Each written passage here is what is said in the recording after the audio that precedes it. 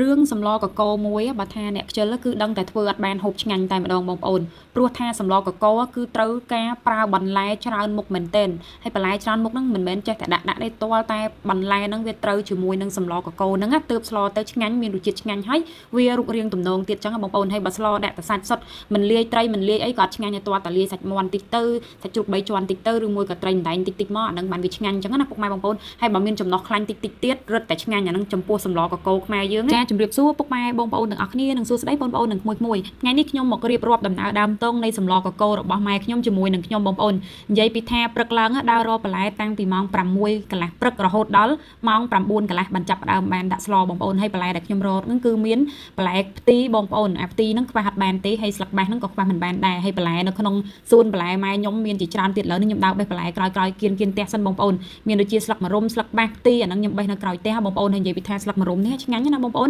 ដាក់សម្លកកូរក៏ត្រូវសម្លប្រហើរក៏ត្រូវឥឡូវនេះបន្លែក្រោយផ្ទះបេះបាន3 4មុខឲ្យបងប្អូនតិចទៀតទៅដើរបេះនៅបន្លែនៅចកាម៉ែម្ដងបងប្អូននេះបេះហើយយកមកប្រាប់ម៉ែហើយចំពោះសម្លកកូរបើបានដាក់ផ្កាល្ហុងទៀតរឹតតែឆ្ងាញ់បងប្អូនវាបានកពុលល្វីងតិចរឹតតែឆ្ងាញ់ហើយនេះផ្លែល្ហុងនេះគឺផ្លែល្ហុងសុំទោសបងប្អូនគឺជាផ្កាល្ហុងនៅគៀនផ្ទះរបស់ខ្ញុំបងប្អូនខ្ញុំក៏បានបេះវាម្ដាយដើម្បីយកមកផ្សំជាមួយនឹងសម្លកកូររបស់ខ្ញុំឥឡូវនេះចាប់ផ្ដើមទៅបេះស្លឹកម្រះនៅក្តាប់ចំការរបស់ម៉ែខ្ញុំបងប្អូននិយាយទៅចំការហ្នឹងវាតូចចឹងខ្ញុំហៅក្តាប់ចំការចឹងណាបងប្អូនអធិស្ឋានផងហើយចំការម៉ែខ្ញុំមានបន្លែច្រើនមុខណាបងប្អូនហើយមានអនោងមានតឡាចមានតសក់មានសណ្ដែកបារាំងពោតបារាំងអញ្ចឹងណាបងប្អូនឥឡូវនេះក៏បានមកកាត់គល់សក្រីនិងសក្រីនៅផ្ទះម្ដងនិយាយទៅបន្លែកកូរដើររឡើងវិលមុខពុកម៉ែបងប្អូនអញ្ចឹងបានចាស់គាត់ថាអ្នកដែលខ្ជិលគឺស្លកកូរមិនបានហូបឆ្ងាញ់ទេបងប្អូនបើយើងដាក់តែបន្លែមួយមុខពីរមុខស្លឹកបាសអនោងឬមួយក៏ត្រប់អីអញ្ចឹងវាអត់ត្រូវប៉ាន់អត់ចូលជាតិគ្នាឆ្ងាញ់អត់មានបន្លែច្រើនមុខបងប្អូនហើយដូចម៉ែខ្ញុំគាត់ស្លនេះអញ្ចឹងមានច្រើនមុខណាបងប្អូនចាំមើលខ្ញុំរៀបរាប់លម្អិតឲ្យស្ដាប់និយាយទៅបន្លែសរុបទាំងអស់ដូចជាមានខ្ទង់13ទៅ14មុខបងប្អូនហើយបន្លែ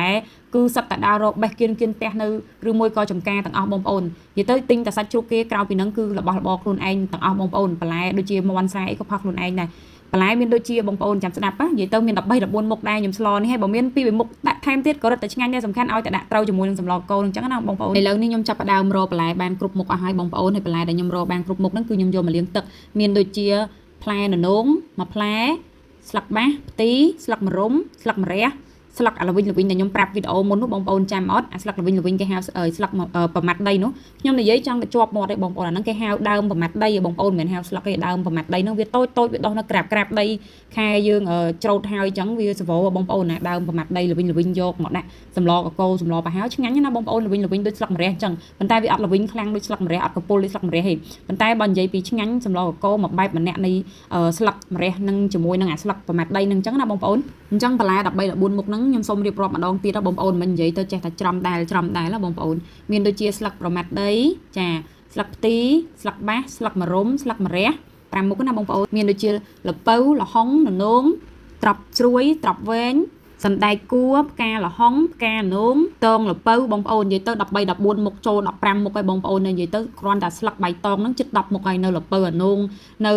ៅស្អីគេត្រប់នៅសណ្ដែកគួរទៀតវាចូលចង់20មុខអញ្ចឹងសម្លកកូរមួយឆ្នាំងនេះគឺម៉ែខ្ញុំដាក់បន្លែច្រើនមែនទែនហើយបន្លែដើររកពីអ្នកម៉ែនិយាយទៅបងប្អូនហើយស្លមួយឆ្នាំងធំមាន់មួយសាច់ជ្រូក3ជាន់កន្លះគីឡូហើយត្រីម្ដែងមួយទៀតនិយាយពីថាអូយបងប្អូនហើយសម្លកកូរម៉ែខ្ញុំគាត់ថាបើសិនជាស្លបន្លែតិចគឺគាត់អត់ស្លដាច់ខាតបន្លែគាត់ស្លយ៉ាងតិចត្រូវតែបាន10មុខគាត់និយាយអញ្ចឹងប៉ុន្តែជាក់ស្ដែងវាចូលចង់20មុខហើយដើររកពីអ្នកម៉ែកូនតាំងពីម៉ោង6ព្រឹកចង់ហូបសម្លកកូរកំងម៉ែគាត់ថាអូខេបើចង់ហូបសម្លកកូរជួយដើររកបន្លែម៉ែហើយខ្ញុំឮតែម៉ែប្រាប់អញ្ចឹងមានណាបងប្អូនហើយក្រោបតាំងពីម៉ោង6ព្រឹកថ្ងៃអាទិត្យហ្នឹងបងប្អូនរត់ដងម៉ោង7 8អីមិនតាន់ក្រោបផងដល់តែពេលចង់ហូបសម្លកកូរតើតែជួយដើររកបន្លែម៉ែជួយបុកគ្រឿងម៉ែអញ្ចឹងណាបងប្អូនព្រោះអាសម្លហ្នឹងវាមេះម៉ោះនឹងអាដើររកបន្លែបងប្អូនប៉ុន្តែវាអត់ពិបាកទេដោយសារម៉ែខ្ញុំគាត់មានដាំនៅគៀនផ្ទះនៅចំការគាត់ច្រើនមុខដែរអញ្ចឹងទៅដើរបេះដើរបោចតាមអាសន្ទុះធំបានយកមកស្លកកូរឲ្យបងប្អូនឥឡូវនេះចាប់ដើមច្រាមពហុដើម្បីយកទៅលីងជាមួយសាច់បងប្អូនហើយពហុខ្ញុំហៅពហុឲ្យបងប្អូនឲ្យធ្លាប់មាត់ហៅតាំងពីតូចហើយអានោះបើយើងហៅត្រូវហៅពហុមែនអត់បងប្អូនប៉ុន្តែខ្ញុំធ្លាប់តាំងពីតូចក្រូចឆ្មាមកឮតែពហុម៉ែហៅពហុអញ្ចឹងទៅជាប់មាត់តែពហុទៅឥឡូវហ្នឹងឲ្យបងប្អូន30ឆ្នាំអីនៅតែពហុជាប់មាត់ទៅឥឡូវហើយមួយទៀតបងប្អូនម៉ែខ្ញុំសម្លកកូរបើអង្គលីងបុកទុកយូរគាត់អត់ស្លទេតោះតែថាលីងឲ្យគាត់បុកភ្លាមអញ្ចឹងមិនគាត់ស្លគាត់អត់មានដូចថាលីងទុកពីថ្ងៃហ្នឹងឲ្យទុកស្លកន្លះខែក្រោយអត់ទេអាកន្លះខែមុនហ្នឹងគឺគាត់ចោលហើយអញ្ចឹងគាត់ស្លភ្លាមគាត់លីងហើយគាត់យកមកបុកឬមួយក៏កិនជាមួយនឹងត្បាល់កិនអីចឹងទៅប៉ុន្តែសារហ្នឹងម៉ែគាត់ខ្ជិលកិនគាត់ចង់បុករៀងយូរបន្តិចមែនតែគាត់វាឈ្ងុយដែរវាអត់ដោយអាកន្តិចហើយយើងអាប្រដាប់កិនហ្នឹងបងប្អូនអាម៉ាស៊ីនកិនហើយ ត្បាល់កិនបងប្អូនខ្ញុំច្រឡំសិនត្បាល់កិនអង្គលីងត្បាល់កិនសៅយើងវាកិនទៅវាដោយដីដោយ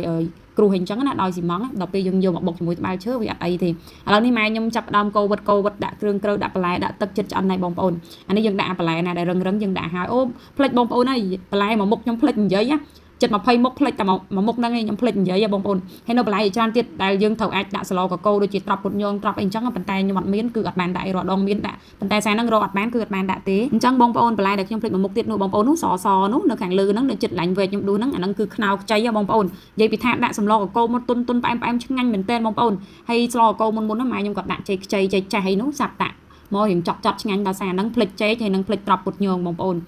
ចេកមានប៉ុន្តែផ្លេចយកមកចិត្តដាក់ត្រប់ពុតញងមានតែដើមប៉ុន្តែអត់ទាន់ផ្លែចឹងអត់បានដាក់ទេឥឡូវនេះសម្លកកោឡៃតែរៀបរាប់វែងឆ្ងាយបែកអូហូស្ទឹងច្រើនក៏បានឆ្អិនជាស្ថាពរបងប្អូនខ្ញុំក៏សម្ពោធមុនគេហើយចំពោះសម្លកកោខ្មែរមួយបន្លែពេញយ៉ាងនេះហើយគឺខ្ញុំអត់ហូបបាយដាច់ខាតបងប្អូនគឺខ្ញុំចូលចិត្តហូបទៅទេពុកម៉ែបងប្អូនមើលតែមាត់ខ្ញុំទទួលទានគឺដឹងហើយបងប្អូនខ្ញុំចូលចិត្តហូបហើយមាត់ខ្ញុំហូបឆ្ងាញ់មែនទែនហ្មងបងប្អូនអត់និយាយលេងណានិយាយទៅគឺខ្ញុំចូលចិត្តខ្លាំងមែនទែនឲ្យតែសម្លណាសវោបន្លែធម្មជាតិខ្មែរស្លឹកបេះអានងផ្ទីលហុងលពៅ